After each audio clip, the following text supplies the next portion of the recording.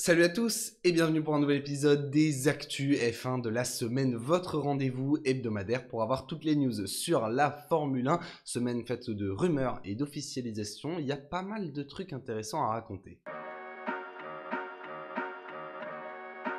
Et pour une fois, le sujet de la semaine, on va se concentrer sur une rumeur. Pourquoi? Parce qu'on a déjà beaucoup parlé des officialisations qu'il y a finalement eu cette semaine. On y reviendra dans quelques instants, mais on va se concentrer sur une annonce qui a fait beaucoup de bruit et qui a fait trembler la planète Formule 1. Mattia Binotto pourrait être démis de ses fonctions de team principal à l'issue du Grand Prix d'Abu Dhabi, c'est-à-dire à la fin de cette saison 2022. Ça pourrait arriver extrêmement vite. Mattia Binotto, c'est un ingénieur italien qui est arrivé chez Ferrari du temps de Michael Schumacher, c'est vous dire s'il a de l'expérience en Formule 1, et il s'est révélé toujours être un excellent ingénieur. Ferrari a produit ses monoplaces les plus performantes de l'ère hybride en 2017 et 2018 alors qu'il était justement à la tête de la partie technique de l'écurie, mais depuis qu'il a été nommé team principal en 2019, on a comme l'impression qu'il n'est pas fait pour ce rôle, qu'il n'est pas fait pour la gestion des égos des hommes, et tout simplement que voilà, le relationnel c'est pas forcément son fort. Lui, ce qu'il faut, c'est le laisser dessiner des voitures et des moteurs, mais que gérer l'entièreté de la Scuderia, c'est peut-être un costume un peu trop grand pour lui. On l'a vu en 2019 entre Leclerc et Vettel avec une inconstance totale dans les décisions. En 2020, bon, la question ne se posait pas vraiment, puisque quand vous êtes en milieu de peloton, c'est moins un problème, mais le problème cette fois, c'était la monoplace. Et en 2021-2022, on voit que les relations entre Charles Leclerc et Carlos Sainz, on veut pas trop prendre parti, et que y a un risque à un certain moment que ça finisse par un petit peu exploser entre les deux, ou qu'en tout cas au moment où il faille laisser des points à l'autre, toutes les écuries ne soient pas en accord, comme finalement ça s'est vu au Grand Prix du Brésil où Charles Leclerc demandait le podium de Carlos Sainz pour marquer quelques points face à Sergio Pérez dans la lutte pour le titre de vice-champion du monde.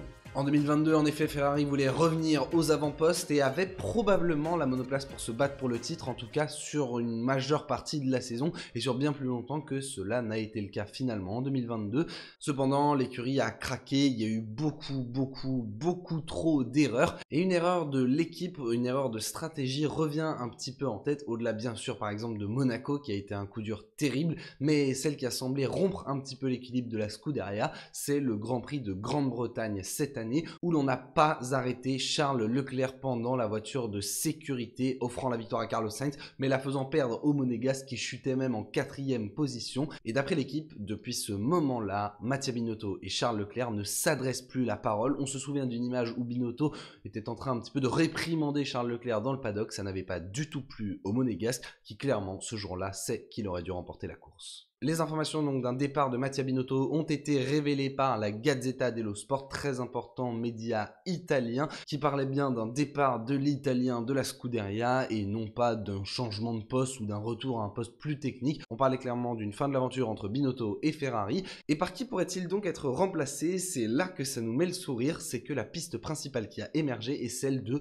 Frédéric Vasseur, team principal à l'heure actuelle d'Alfa Romeo, qui a déjà géré notamment dans des catégories inférieures de très grands pilotes, à l'image de Lewis Hamilton, de Sébastien Vettel, de Nico Rosberg. Il en a eu énormément. La gestion des égos, il connaît également Charles Leclerc puisqu'il l'a hébergé pour sa première saison en Formule 1 en 2018, et si jamais Frédéric Vasseur venait à rejoindre Ferrari, ce serait un move assez incroyable. Si ce n'était ni Binotto ni Vasseur, les deux principales rumeurs qui ont émergé, ce serait de faire monter Laurent Mekies, qui à l'heure actuelle est tout simplement le numéro 2 de la Scuderia et qui fait un boulot assez incroyable. Là aussi, un Français, ça régalerait vraiment, mais un duo Mekies-Vasseur, ce serait quand même sans doute l'idéal. Et on note quand même que le nom d'Andreas Seidl, team principal de McLaren, a été mentionné, même si ça paraît quand même assez improbable, on le garde dans un coin de notre tête. Alors que si Mattia Binotto venait à partir, il pourrait bien ne pas être le seul à partir. Laurent Mekies lui-même est finalement menacé, donc c'est un petit peu soit t'es promu, soit tu t'en vas.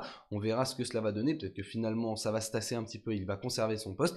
Et l'autre, peut-être j'ai envie de dire enfin, qui pourrait s'en aller de la Scuderia, c'est Iñaki Rueda, stratège de l'écurie depuis 2015 et qui honnêtement a toujours été sous le feu des critiques, et c'est quand même assez incompréhensible de voir que Ferrari a changé tous les postes de sa direction, à part le stratège qui pourtant est énormément critiqué et a fait des choix plus que discutables. Pour le moment, la Scuderia dément, elle dit que les rumeurs sont sans fondement, les pilotes temporisent et ne veulent pas en parler, mais on peut tout de même imaginer, au vu notamment du fait que toutes les rumeurs qu'on a eues en 2022 ont fini par s'avérer vraies, je pense notamment au départ de Ricciardo, pour ce qui est même d'ailleurs de l'aspect team principal, on avait eu l'année dernière Otmar Safnauer qui avait démenti un départ d'Aston Martin pour aller chez Alpine, un move qui finalement s'était fait. On a un peu l'impression dans le paddock que quand des rumeurs sortent, il y a quand même vraiment un fondement derrière, à l'image un petit peu des accusations de triche de Sergio Pérez à Monaco où la FIA se dit ouverte à lancer une enquête. On a l'impression que les acteurs de ce sport en savent beaucoup et que quand ils parlent, c'est vraiment qu'ils sont sûrs d'eux. Donc on attendra de voir l'évolution du management de la Scuderia Ferrari, mais si jamais les moves annoncés venaient à se faire et si on retrouvait un Frédéric Vasseur à la tête de la Scuderia Ferrari, cela pourrait être absolument incroyable. Maintenant, il ne faut pas non plus complètement dénigrer Mattia Binotto qui, comme je le disais un petit peu plus tôt, est un excellent ingénieur et ça pourrait être intéressant pour Ferrari d'entre guillemets le faire redescendre à un poste plus technique. Maintenant, on sait que de ce genre d'organigramme, on monte jusqu'à ce qu'on s'en aille et c'est quand même assez rare de redescendre, même si bien sûr passer de l'aspect technique à l'aspect management ne veut pas forcément dire une chute. Dans l'organigramme pur et simple, c'est l'impression que cela donne. Voilà donc pour les rumeurs autour du management de Ferrari. On se tiendra bien évidemment au courant pendant tout l'hiver pour savoir si oui ou non Mattia Binotto restera en place et s'il s'en va, quel sera son remplaçant.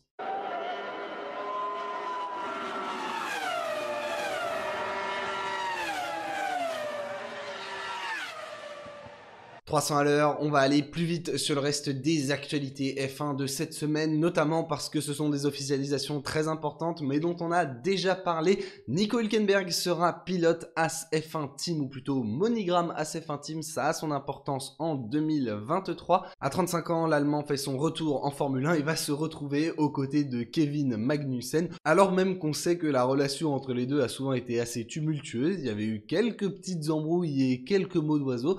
On surveillera donc quelles seront les relations entre ces deux pilotes et même si ça fait plaisir de voir Nico Hülkenberg revenir dans le paddock, malheureusement c'est au détriment de Mick Schumacher écarté de AS F1 Team et on a un petit peu de mal à comprendre les raisons. Enfin, ce qu'on entrevoit clairement, c'est déjà qu'il a coûté trop cher à l'écurie. Malheureusement, Mick Schumacher a eu trop d'accidents et surtout on a l'impression qu'il y a de mauvaises relations entre le management de AS et le jeune pilote allemand, puisque sa courbe de progression est quand même assez logique. On sait que c'est un pilote qui met du temps à s'adapter. La saison 2021 pour lui, elle n'a pas vraiment compté, ou elle n'a compté qu'à moitié puisqu'il était en fond de peloton, ne se battait qu'avec son coéquipier et encore son coéquipier c'était Nikita Mazepin, donc c'était pas extrêmement représentatif. Donc il était finalement dans sa première vraie saison de Formule 1 et on a vu quand même une certaine courbe de progression, des courses extrêmement prometteuses à l'image du Grand Prix d'Autriche, mais finalement ça n'aura pas suffi à convaincre le board de Haas de le garder pour une troisième saison. Je vous parlais un petit peu plus tôt de monogramme, l'écurie Haas semblerait-il, en tout cas d'après les dires de Günther Steiner, n'a également plus besoin de pilotes payants. Alors on sait que Mick Schumacher n'était pas à proprement parler un pilote payant, mais forcément son nom de famille ramenait de nombreux sponsors. C'est peut-être aussi un moyen pour Haas de montrer qu'il quitte la difficulté financière en pouvant embaucher deux pilotes, même si au final passer d'un Allemand à un autre Allemand, j'imagine qu'ils ont l'espoir de garder les sponsors germaniques sur leur monoplace, à l'image de One and One. Et on sait également que Nico Hülkenberg va de son côté rapporter des sponsors là-dessus, pas de souci. Sinon, dans la vision d'ensemble de Haas, ce qui est un petit peu compliqué à comprendre, c'est que maintenant ils ont deux pilotes qui sont plutôt vers leur fin de carrière. Ils vont rechercher un pilote qui a maintenant 35 ans, deux pilotes vraiment expérimentés et qui finalement ne tarderont pas tellement à prendre leur retraite. Donc on verra ce que ça donne. En tout cas, l'objectif est clairement de s'appuyer sur leur expérience pour construire l'équipe et se solidifier en milieu de peloton. On a vu que les duos de pilotes expérimentés, c'est quelque chose qui plaisait à Günther Steiner. Et on verra donc maintenant ce que donnera ce duo de pilotes chez Haas par la suite. Quel avenir maintenant pour Mick Schumacher? Eh bien, il semble se diriger vers un poste de pilote de réserve en 2023. Et pourquoi pas avec Mercedes qui retrouverait un pilote allemand dans ses rangs. Ça pourrait être intéressant pour l'écurie britannique de l'avoir en tant que pilote de réserve, notamment parce qu'ils ont perdu Stoffel Van Dorn et Nick De Vries. Donc il faudrait quelqu'un qui soit prêt à monter dans la voiture à tout moment. Ça, Mick Schumacher peut parfaitement remplir ce rôle. Et dans le simulateur, il serait clairement un pilote très intéressant. Ce qui fait qu'on délaisserait un petit peu la piste Daniel Ricciardo qui, semblerait-il, lui se dirige vers un retour chez Red Bull. là aussi en tant que pilote de réserve. Mais chez Red Bull, on aurait clairement un excellent pilote de simulateur, un pilote qui serait prêt à tout moment à monter dans la monoplace, qui connaît déjà l'environnement, donc il n'y aura pas de souci à s'adapter à l'écurie, qui devrait aussi devenir ambassadeur de la marque. Et en termes d'ambassadeur, l'image de Daniel Ricciardo, c'est plutôt quelque chose de très très positif. En attendant, qui sait, peut-être un retour chez Red Bull si jamais les brouilles entre Perez et Verstappen venaient à s'amplifier, même si à l'heure actuelle ça semble quand même assez difficile à imaginer. Voilà en tout cas la grille de Formule 1 2023 complète, ou quasiment complète, parce que même si sur le graphique que la Formule 1 a publié, il y a un point d'interrogation autour du pilote Williams, ce sera Logan Sargent, à moins qu'il ne termine pas dans le top 6 de la Formule 2 à l'issue de ce meeting à Abu Dhabi. Bon, ça semble quand même assez hautement improbable, mais si cela venait à arriver, peut-être que ce serait une autre porte de sortie pour Mick Schumacher. On attendra donc la fin du week-end pour y voir un peu plus clair, mais a priori, c'est bien l'Américain qui devrait occuper le dernier siège disponible sur cette grille. Et puis enfin, on termine avec un petit mot sur Oscar Piastri, dont je vous disais la semaine dernière, ou il y a 2 semaines, qu'il avait roulé avec McLaren en test privé. Eh bien, Alpine va finalement le libérer de son contrat à l'issue du Grand Prix d'Abu Dhabi et il pourra bien participer au test d'après-saison avec l'écurie McLaren. Bon, ça paraît être un petit peu une décision de bon sens. Alpine voulait le bloquer en raison de ce qu'il leur avait fait et le couteau dans le dos qu'ils avaient l'impression de s'être pris. Mais finalement, sagesse, ils vont le libérer pour la fin de cette saison. Voilà pour les news. Je vous propose maintenant de jeter un petit coup d'œil dans le rétro spécial dernier week-end de Sébastien Vettel. Et on se retrouve ensuite pour le programme de ce week-end.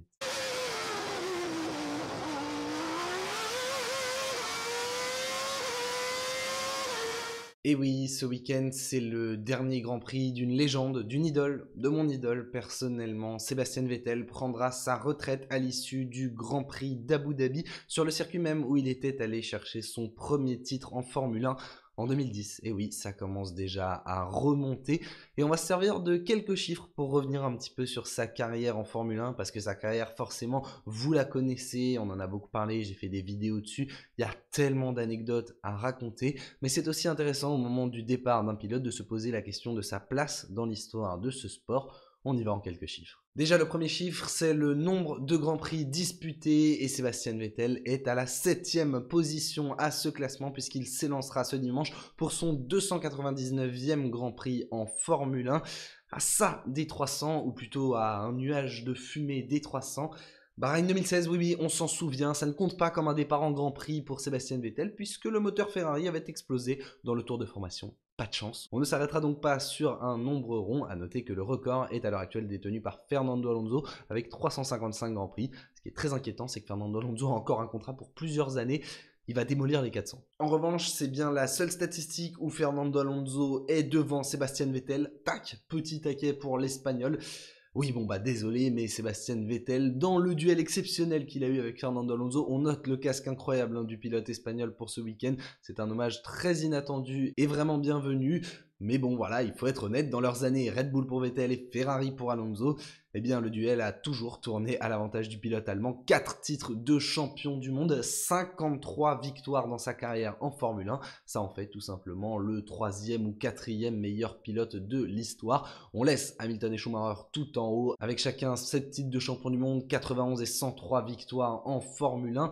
Juan Manuel Fangio est à 5 titres de champion du monde, moins de victoires, mais c'est aussi une question de beaucoup moins de Grands Prix à cette période. On rappelle que Fangio était là pour la première saison en 1950. Il y avait 6 courses dans toute l'année, alors que la plupart des saisons de Sébastien Vettel étaient autour de la vingtaine de Grands Prix, donc c'est forcément assez incomparable.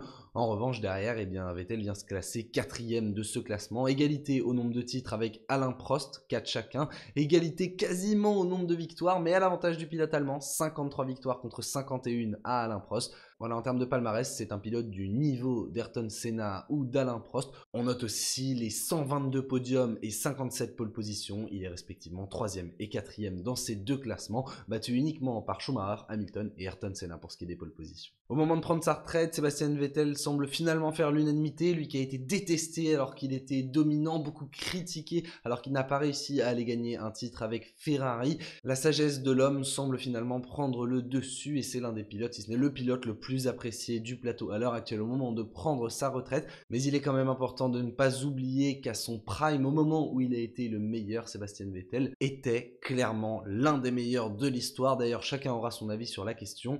Mais pour moi, le prime de Sébastien Vettel est probablement le meilleur de l'histoire de la Formule 1. Par exemple, sur la saison 2013, on n'a jamais vu ça. Et il a établi notamment certains records lors de sa carrière en Formule 1 qui semblent totalement imbattables. Alors forcément, on va retenir les records de précocité, plus jeune poleman en Formule 1, plus jeune vainqueur de Grand Prix, même s'il a été depuis dépassé par Max Verstappen, et plus jeune champion du monde. Bon, après on peut allonger, plus jeune double champion du monde, triple champion du monde, quadruple champion du monde. Mais il y a aussi des records un petit peu moins connus, comme la plus grande avance sur son dauphin au classement, 155 points d'avance sur Fernando Alonso à l'issue de la saison 2013 de Formule 1. C'est-à-dire que les points de Sébastien Vettel à lui seul auraient suffi pour que Red Bull gagne le championnat constructeur. C'était monstrueux. Il ne faut pas également négliger sa saison 2011, absolument exceptionnelle, un record de 15 pole positions sur la saison, rendez-vous compte, et également 739 tours menés sur toute l'année. C'était absolument monstrueux. 2011 est une grosse année de domination, mais le record le plus symbolique qui restera dans la carrière de Sébastien Vettel, maintenant notamment que celui qu'il co-détenait avec Michael Schumacher de 13 victoires en une saison a été battu, c'est forcément le record de 9 victoires consécutives en Formule 1. Sur toute la deuxième partie de saison 2013, Sébastien Vettel est inarrêtable tout simplement en Formule 1 entre juillet 2013 et mars 2014. Alors certes, on est aidé par la trêve hivernale, mais on n'y peut rien. Il n'y a tout simplement eu à cette période aucun vainqueur qui ne portait pas le nom de Sébastien Vettel. C'était impressionnant. Mais ce qui est finalement le plus incroyable dans la carrière de l'Allemand, c'est que cet aspect dominateur n'est que l'une des très nombreuses facettes que l'on retiendra de ce personnage de la Formule 1 qui nous manquera énormément et dont on suivra ensemble ce week-end le baroud d'honneur. Hey, wake your ass up. Let's go. It's race time.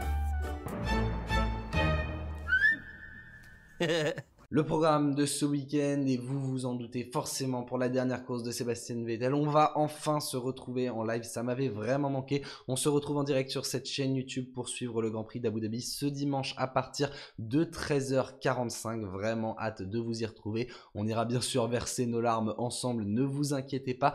On aura aussi un œil attentif sur la F2 avec l'enjeu Logan Sargent, on en a parlé un petit peu plus tôt.